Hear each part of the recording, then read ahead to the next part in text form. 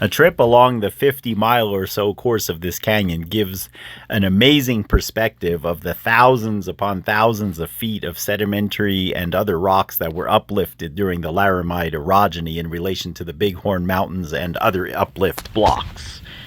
Now we will go west to the area around Cook City, Montana, near the northeast entrance of Yellowstone Park, where we find yet more flat pebble limestone, among other fascinating rocks. Most of these came from the Clark's Fork River, south and east of Cook City, although a few of them, and I'd be hard-pressed to tell you which ones, came from Cook City's own Soda Butte River.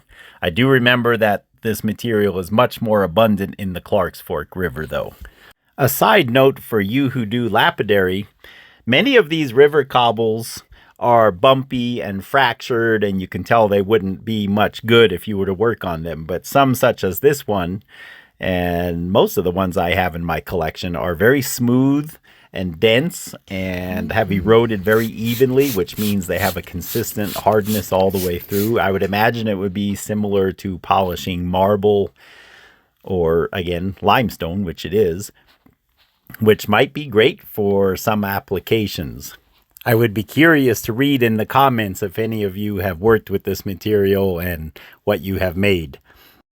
Over many years and on different occasions, we've gone to a lot of different places, quite a few different creeks and canyons in the Absaroka Mountains and the Beartooths and all that area around Cook City. And most of the creeks have at least some of this material.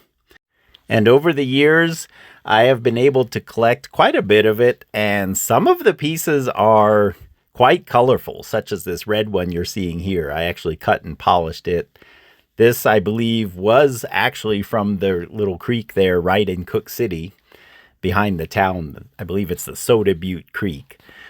They're kind of rare in that creek, but they do show up. This one here, I believe, is from the Clark's Fork.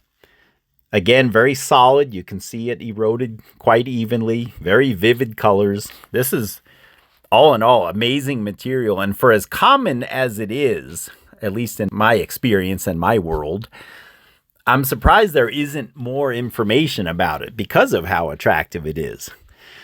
But I'm glad I finally know what it is. And here's one of the really big ones we brought.